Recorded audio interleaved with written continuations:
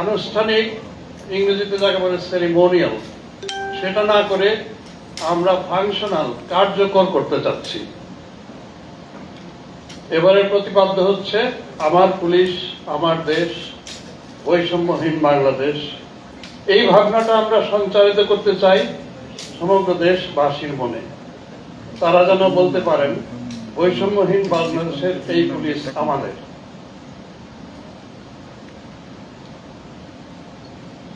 আনন্দ উৎসব বাদ দিয়ে অনেক বেশি কার্যকর সেশনগুলো করা, আমাদের পেশাগত বিষয়াদি আলোচনার দিনের পরিকল্পনা করা, মূলত এইসব কাজগুলো নিয়ে আমরা ব্যস্ত থাকবো এই 3 দিন।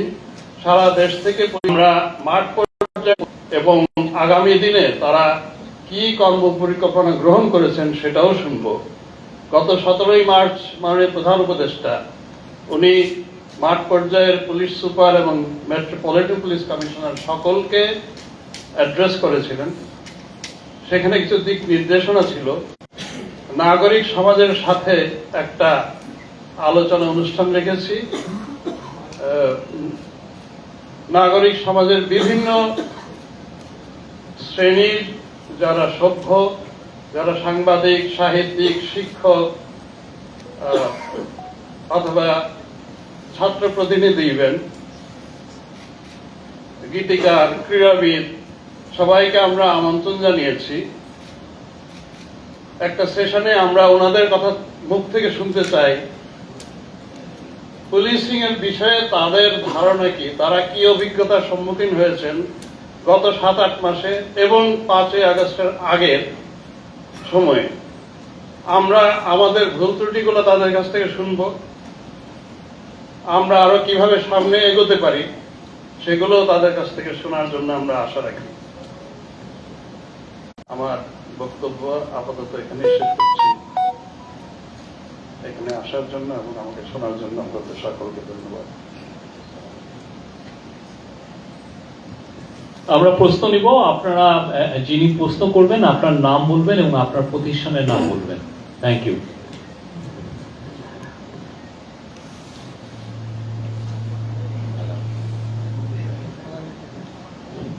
আমার নাম আল আমিন, আমি আমার দেশের সিনিয়র রিপোর্টার। আমার দুটি প্রশ্ন। 1 নম্বর প্রশ্ন হচ্ছে যে গত জুলাই এবং আগস্টে যে গণবিপ্লব হয়েছে সেখানে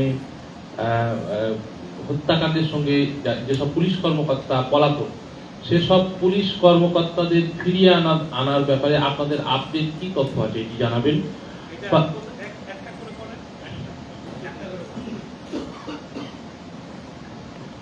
ধন্যবাদ। আমরা মামলা তদন্তের পর্যায়ে গিয়ে যখন অ্যাম্পল এভিডেন্স আসে এবং আমরা তাদের বিরুদ্ধে,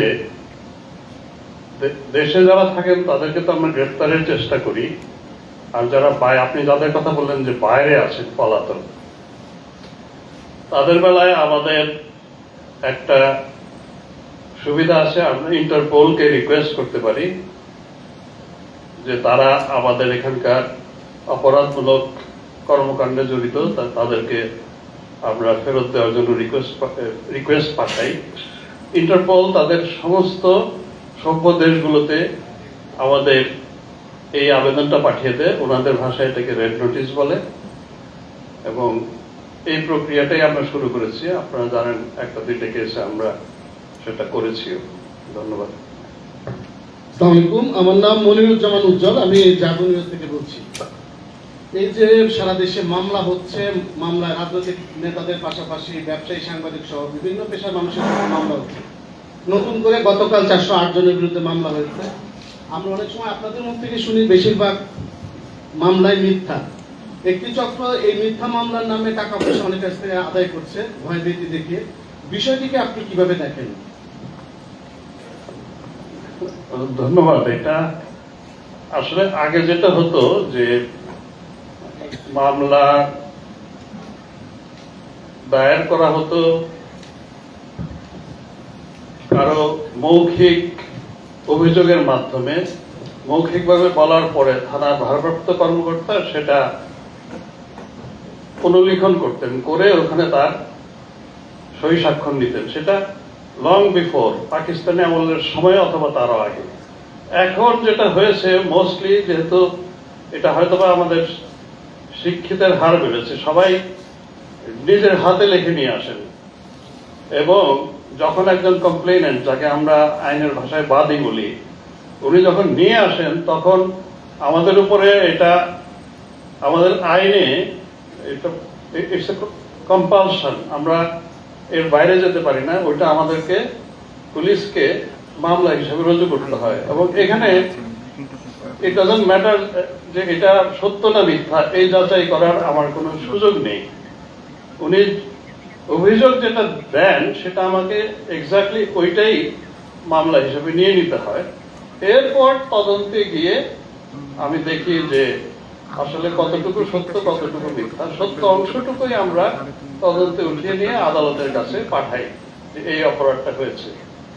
এখন যেটা 5ই আগস্টের পরে দেখা গেছে, আপনি মানে ভেরি রাইটলি সেড, অনেকে ওই অসৎ উদ্দেশ্যে মানুষের কাছ থেকে অর্থ আদায়ের জন্য, হ্যারাস করার জন্য, ভয় দেখানোর জন্য অপরাধটা হয়তো করেছেন 5 জন কি 10 জন, ওখানে আরো 300 লোকের নাম দিয়ে মামলা দায়ের হচ্ছে, এবং গতকালও একটা হয়েছে।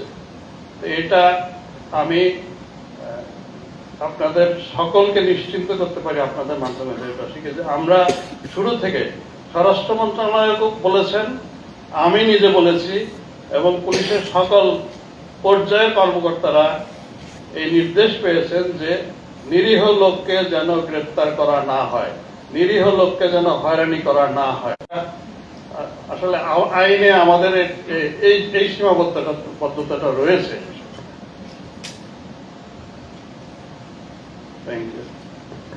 আমি মেহেদি হাসান বলছিলাম 21 টেলিভিশন থেকে। মানে অতীতে আমরা পুলিশকে দেখেছি যে এই সরকারি বাহিনীর মানে পেটুয়া বাহিনী হিসেবে ব্যবহৃত হয়েছে। এখন নিরপেক্ষ সরকার আছে, পুলিশ নিরপেক্ষ হওয়ার চেষ্টা করছে, কিন্তু আগামীতে আবার রাজনৈতিক দেশে আছে যে পুলিশের ফাংশনাল অংশটুকু, মানে অপরাধ তদন্ত, গ্রেফতার, এই অংশটুকু কোনো একটা স্বতন্ত্র বডিতে দেওয়া, যেটাকে আমরা স্বতন্ত্র। নাম সাবিহা, আমি এফটিতে কাজ করি। আমি কথা বলছি। আসসালামু আলাইকুম। আমার নাম আজাদ।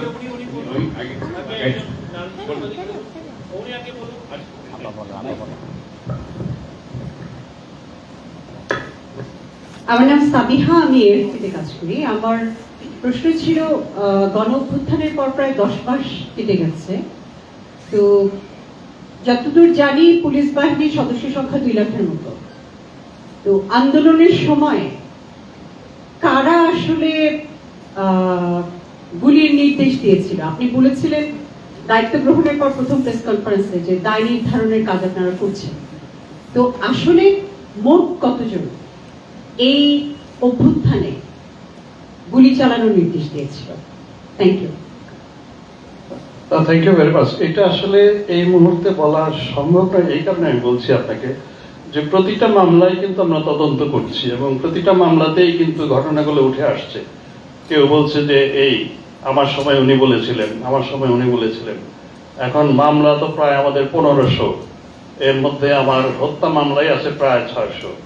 তো এখন আমাদেরকে প্রত্যেকটা তদন্তেই আমাদের আসলে তথ্যভাবে উঠে আসছে, এবং এটা হচ্ছে মামলা সব তদন্ত শেষ হলে হয়তো ফাইনালি গিয়ে আমরা বলতে পারবো যে আমাদের তদন্তের ফলাফল হিসেবে দেখা যাচ্ছে যে এতজন লোক তারা অর্ডার করেছিলেন, এতজন লোক গুলি করেছিলেন, এতজন লোক এই কাজে নিরত ছিলেন, এতজন লোক, মানে পুরো প্রক্রিয়াটা শেষ না হলে আমরা আসলে এটা বলতে পারছি না।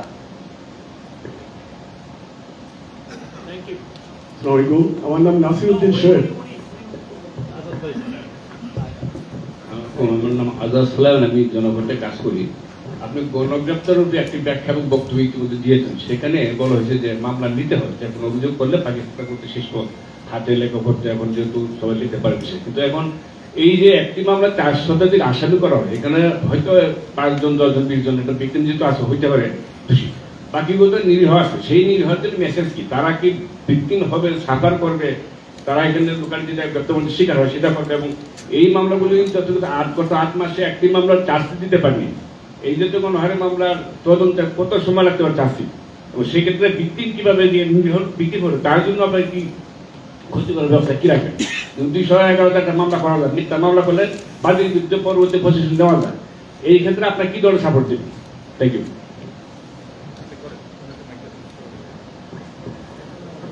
আপনি অনেকটা কিন্তু উত্তর নিজেই দিয়ে দিয়েছেন।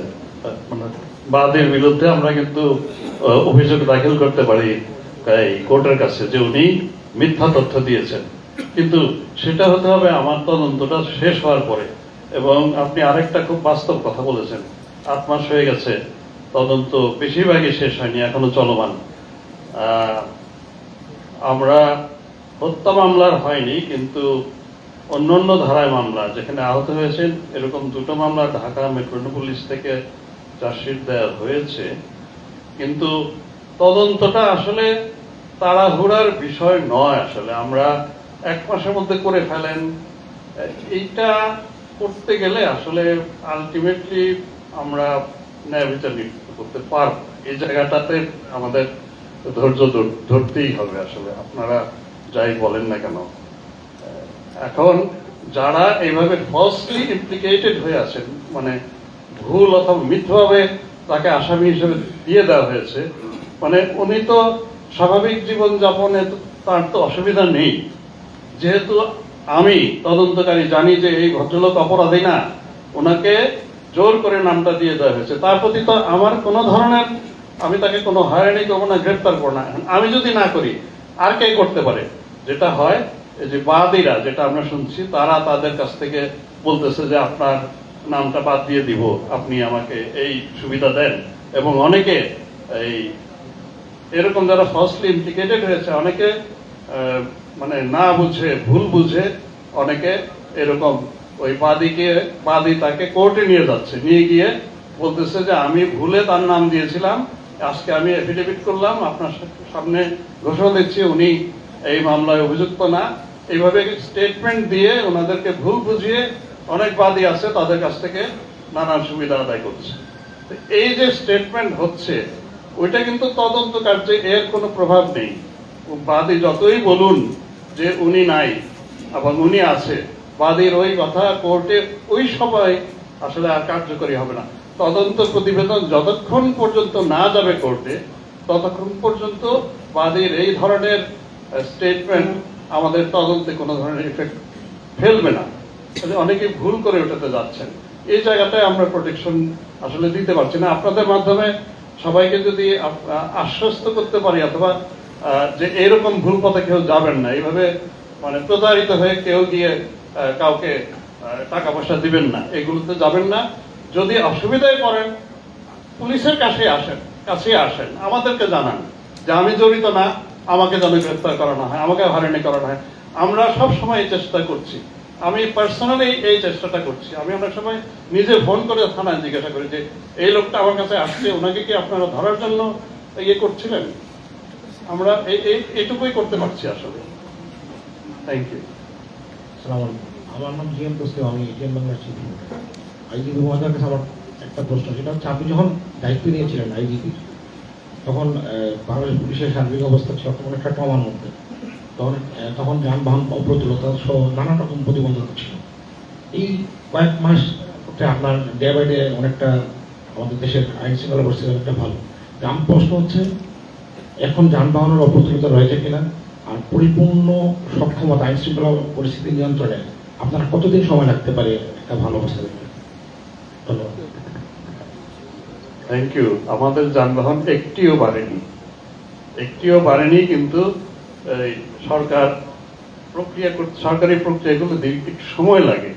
প্রক্রিয়া হয়েছে, আমরা একেবারে শেষ পর্যায়ে আছে। একটা 200 পিকআপ কেনার এটাই প্রথম, আজ পর্যন্ত এখন আমরা পাইনি। একটা advisory committee on government purchase, যেটা সিসিডিপি বলে, ওইটাতে যাবে বোধহয় নেক্সট উইকে। তাহলে আমরা এই প্রথম 200 পিকআপ পাবো। আমাদের 405-এর মতো গাড়ি পুড়ে গেছে, তো পিকআপগুলো আমাদের বেশি দরকার, এখন আমরা আসলে পাইনি। এর মধ্যেই চলতেই হবে। আর আমরা কতদিন সক্ষমতা, এটার তো কোনো there is no end to perfection. আসলে এখন 5ই আগস্টের আগে পুলিশ যে অবস্থায় ছিল ওটাই কি পুরোপুরি সক্ষম পুলিশ অথবা কার্যকরী পুলিশ অথবা আপনাদের প্রত্যাশা অনুযায়ী পুলিশ ছিল? অবশ্যই না। আমরা চাইবো আপনাদের প্রত্যাশা অনুযায়ী রিচ করতে, এবং that is an endless journey. কিন্তু তারপরও একটা লেভেল তো আছে, যে ওই লেভেলটা অন্তত আমি যেতে চাই, যখন মানুষ মোরলেস বলবে যে না, গিয়ে সেবা পাওয়া যায়, পুলিশ দুর্ব্যবহার করে না, পুলিশকে দেখলে ভয় আসে না, মানে কর্তৃত্ব পরায়ণ পুলিশকে টার্ন করা। মানে এটা প্রথমে আমি বলেছিলাম যে এটা আসলে একেবারে কি বলে আপনার 180 ডিগ্রি আপনার ইয়ে করা, আপনার প্যারাডাইম শিফট করা। এটা একটা মানুষকে ওইভাবে ইয়ে করাটা আপনার ইট টেকস টাইম। কারণ লোকগুলো কিন্তু ওই লোকগুলো ওই জায়গা থেকে বেরিয়ে আসতে হবে। আমরা আসলে আপনারা জানেন যে একটা বড় মধ্যে দিয়ে আমরা গেছি, তো সেইটার থেকে রিকভার করার জন্য আসলে আমাদের দরকার ছিল আরো বেশি বিশেষজ্ঞের সহায়তা, হয়তোবা সাইকোলজিক্যাল কাউন্সেলিং, যাতে এই লোকগুলোকে আমরা ওখান থেকে বের করি। মানে একজনের মনোজগতে চেঞ্জ করাটা এটা একটা বড় কাজ। এই যে আপনারা প্রশ্ন করতে চাই, তা হলো যে অতীতে আমরা দেখেছি যে সাহসিকতা এবং বীরত্বপূর্ণ কাজের জন্যই মূলত পুলিশ পদক বিপিএম পিপিএম দেওয়া হয়ে থাকে। তো যেহেতু বিগত 15 বছরে বাংলাদেশে একটি অস্থিতিশীল এবং মানে জগদ্দল পাথরের মতো অবস্থা ছিল, এবং পুলিশ বাহিনীর কর্মকাণ্ড আমরা সবাই জানি। আর 5 আগস্টের আগে, জুলাই অভ্যুত্থানের আগে এবং জুলাই অভ্যুত্থান কেন্দ্রিক পুলিশের আইনশৃঙ্খলা বাহিনীর যে কর্মকাণ্ড ছিল, এই অবস্থায় একটি পুলিশ সপ্তাহ হতে যাচ্ছে। তা আমার প্রশ্ন হলো, এই প্রেক্ষিতে যারা পুলিশ পদক পাচ্ছেন 62 জন, এদেরকে কোন ক্যাটাগরিতে, কোন কোন কোন কোন সাহসিকতা এবং কোন মর্যাদায় এই পদকগুলো দেওয়া হচ্ছে? আর একটা হলো যে আইন শৃঙ্খলা বাহিনী যেহেতু এখন আগের চেয়ে ভালো, কেন গত রমজানেও কোনো কি হয় নাই,